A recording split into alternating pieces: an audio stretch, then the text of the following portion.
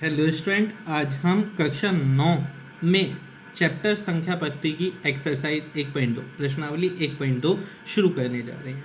प्रश्नावली 1.1 हमने last video में करी है। सबसे पहले आपने अगर अभी तक लास्ट वाली वीडियोस नहीं देखे हैं या पुरानी वीडियोस नहीं देखे हैं तो पहले वो वीडियोस को जरूर देखें, तब इस एक्सरसाइज करें ताकि आपको ज़्यादा से ज़्यादा समझ में आ सके। ठीक है, एक्सरसाइज 1.2 देखते हैं क्या कहती है एक्सरसाइज 1.2। पहला क्वेश्चन कहता है नीचे दिए गए कथन सत्य है या असत्य। सत्य और असत्य बताने हैं, साथ में कारण के साथ अपना उत्तर दीजिए। कारण भी बताना है कि सत्य है तो क्यों है, असत्य है तो क्यों है। प्रश्न 1 का पहला पार्ट, प्रत्येक अपरिमेय संख्या एक वास्तविक संख्या होती है। मैंने आपको वास्तविक संख्या, मैंने पहली वीडियो जब 9th क्लास की बनाई थी तो उसमें बताया था वास्तविक संख्या। वास्तविक संख्या हमेशा परिमेय तथा अपरिमेय संख्याओं से मिलकर बनती है। तो वास्तविक संख्या के दो हिस्से होते हैं, एक होता है परिमेय और दूसरा भाग होता है अपरिमेय। तो अपरिमेय जितनी भी होंगी वो सब क्या होती हैं, वास्तविक संख्या होती हैं। तो कथन कैसा हो गया, ये सत्य। तो पहले का आंसर लिखते हैं। आंसर फर्स्ट का पहला पार्ट, कथन सत्य है। कथन सत्य है क्योंकि वास्तविक संख्या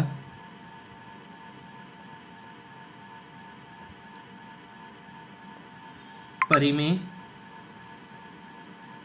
वास्तविक संख्या परिमेय भी हो सकती है, परिमेय भी हो सकती है या अपरिमेय भी हो सकती है, अपरिमेय भी हो सकती है। ठीक है, क्योंकि जितनी भी आपकी अपरिमेय संख्या होती हैं वो सब कैसी होती है, अपरिमेय संख्या होती है। ठीक है, सेकंड पार्ट देखते हैं इसका क्या कहता है। सेकंड पार्ट, संख्या रेखा का प्रत्येक बिंदु वर्गमूल m के रूप का होता है। ठीक है, संख्या रेखा में प्रत्येक बिंदु वर्गमूल m के रूप का होता है जहां m एक प्राकृत संख्या है। अब संख्या रेखा क्या होती है, संख्या रेखा एक ऐसी नंबर लाइन को बोलते हैं, हिंदी में इंग्लिश में संख्या रेखा को क्या बोलते हैं, नंबर लाइन। जब हम संख्या रेखा बनाते हैं तो इसके जितने भी पॉइंट है, जैसे ये एक पॉइंट है, ये पॉइंट है, ये पॉइंट है, जितने भी पॉइंट हैं संख्या रेखा में, सारे के सारे पॉइंट जो होते हैं वो वर्गमूल m के रूप में लिख सकते हैं। जैसे 3, ये 3 है, इस 3 को हम क्या लिख सकते हैं, √9, वर्गमूल 9 लिख सकते हैं। 9 कैसी संख्या है आपकी, प्राकृत संख्या है। ठीक है, 2, इसको क्या लिख सकते हैं, वर्गमूल 4 लिख सकते हैं।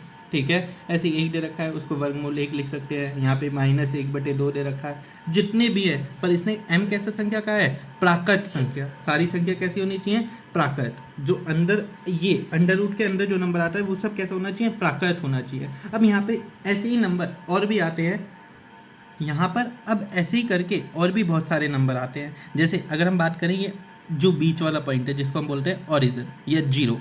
अब जीरो किसका अंडर रूट होता है, जीरो तो जीरो का ही होता है, लेकिन जीरो कैसी संख्या नहीं है, प्राकृत संख्या नहीं है। जबकि क्वेश्चन में उसने हमसे क्या कहा है कि m कैसी संख्या होनी चाहिए, प्राकृत। अब देखो √0 जो है वो जीरो कैसी संख्या नहीं है, प्राकृत संख्या नहीं है।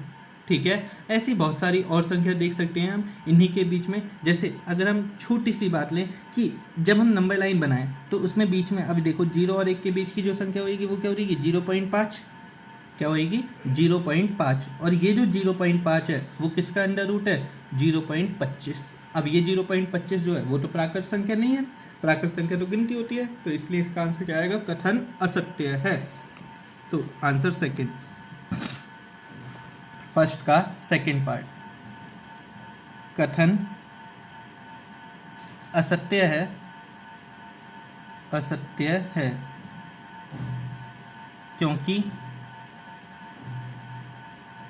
अब कोई भी एक एग्जांपल से बता सकते हो, क्योंकि अंडर रूट, मैंने आपको बहुत सारी बातें बताई है।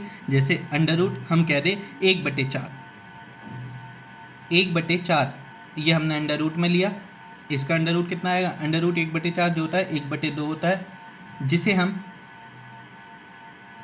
जिसे हम संख्या रेखा पर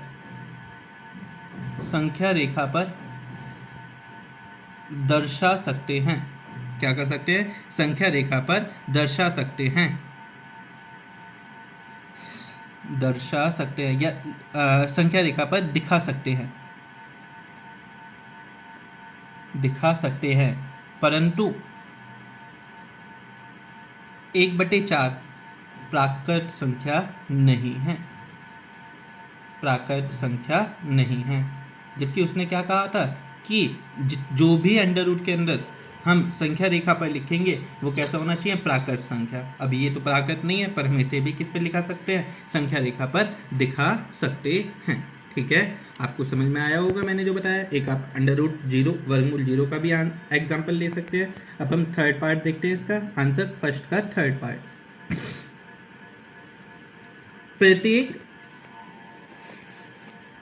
प्रत्येक वास्तविक संख्या एक अपरिमेय संख्या होती है। अब जितनी भी वास्तविक संख्या है वो कैसी होती हैं, अपरिमेय। पर मैंने कहा है वास्तविक संख्या क्या होती हैं, या तो परिमेय हो सकती हैं या अपरिमेय। पर जरूरी तो नहीं है सारी की सारी वास्तविक संख्या अपरिमेय है। तो कथन कैसा है, ये भी असत्य है। ठीक है, कथन असत्य है, कथन असत्य है, क्योंकि प्रत्येक वास्तविक संख्या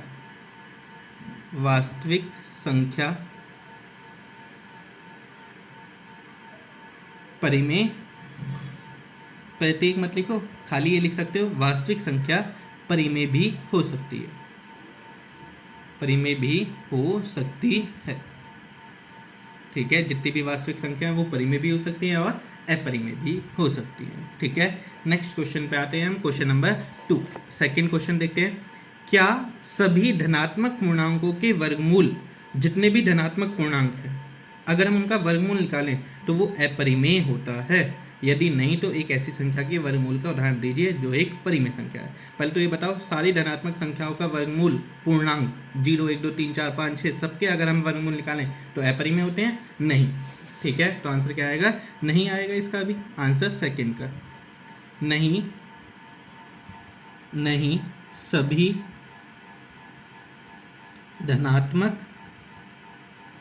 धनात्मक पूर्णांकों के वर्गमूल अपरिमेय नहीं होते, अपरिमेय नहीं होते। उदाहरण के लिए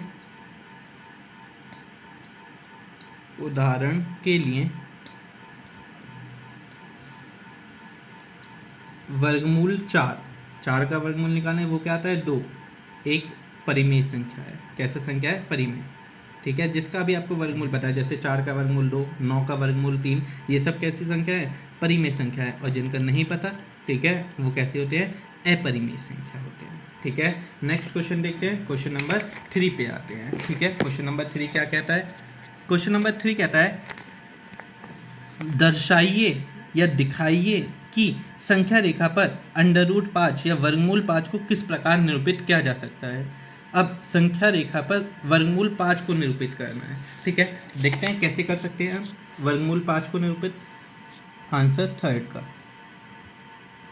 सबसे पहले वर्गमूल 5 संख्या रेखा पर लिखना है, तो हम वर्गमूल 5 अंदर जो 5 दे रखा है ना, इसको 2 हिस्सों में लिखना है। कितने पार्ट में लिखना है, 2 चीज़ों का जोड़ करके 5 आना चाहिए। पर जो दोनों संख्या होनी चाहिए ना, ऐसा होना चाहिए वो किसी का वर्ग होना चाहिए। जैसे 1 का वर्ग 1 का स्क्वायर, 1 का वर्ग 1 होता है। अब 1 में 4 जोड़ेंगे जब तो 5 आएगा, लेकिन 4 भी किसका वर्ग है, 2 का वर्ग।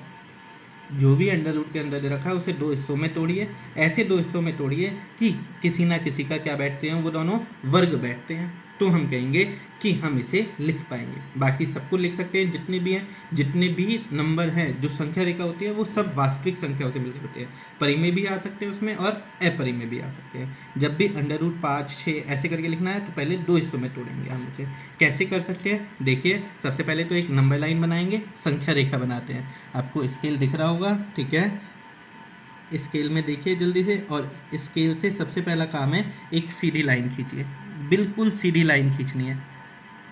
जब आपने लाइन खींच ली तो इस पे निशान बनाने हैं जो आपके स्केल पे दे रखे हैं, 0 पे 1 2 3 4 5 6, बस ज़्यादा नहीं बनाएंगे, 6 7 तक आप निशान बना लीजिए। ठीक है, यहाँ पर 0 है, 1 2 3 4 5 6। ठीक है, पहली संख्या क्या दे रखी है आपको, मैंने आपको पहले दे रखा है 1, तो 0 से 1 ये हो गया, 0 से 1 ये हो गया ना, मैंने थोड़ा सा डार्क कर दिया 0 से 1 पर। फिर आगे क्या दे रखा है, 1 का वर्ग प्लस 2 का वर्ग।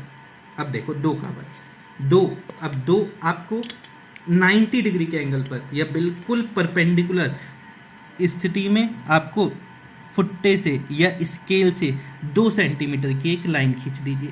कितने सेंटीमीटर की लाइन खींचनी है, 2 सेंटीमीटर की। जैसे ही आपने 2 सेंटीमीटर की लाइन खींची, ये एक सीधी लाइन आई है, इसको आप अपने 0 से मिला दीजिए। किससे मिला दीजिए, 0 से, ठीक है, 0 से मिलाइए, मिलाया। अब अपने जो प्रकार होती है, ठीक है, कंपास जो होती है उसको 0 पे रखिए और टॉप वाले पॉइंट पर, ऊपर वाले पॉइंट पर पेंसिल को रखिए और इस पेंसिल की सहायता से इसे नीचे लेते आइए धीरे धीरे करके, ठीक है। अब ये हमारी संख्या रेखा को प्रकार जहां कट करेगी वही वाला पॉइंट जो होता है ये आपका क्या है, √5। क्या दे रखा है, वर्गमूल 5 हो गया। मतलब 0 से लेके यहाँ तक की जो दूरी है, यहाँ तक की जो दूरी है ये होती है वर्गमूल 5। कितनी दूरी हो गई, वर्गमूल 5, ठीक है। आपने एक चीज़ और देखी होगी, हमने 90 का एंगल बनाया तो ये कैसा ट्राइंगल हो गया, कैसा त्रिभुज हो गया, ये हमारा त्रिभुज हो गया राइट एंगल ट्राइंगल।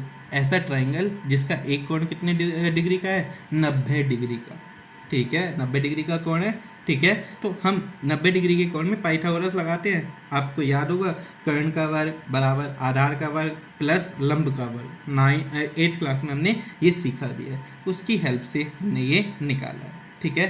सबसे पहले एक संख्या रेखा बनाई, संख्या रेखा पर 1 सेंटीमीटर की एक लाइन खींची और उस 1 सेंटीमीटर की लाइन को जो भी पॉइंट आया नाम दिया, उस पर 90 डिग्री के एंगल पे 2 सेंटीमीटर की लाइन खींची, दोनों को ज्वाइन करा, जोड़ दिया और उसके बाद प्रकार की सहायता से एक चाप लगाई संख्या रेखा पर, जो किसको दर्शा रही है, हमारी √5, ठीक है। I hope you like this video.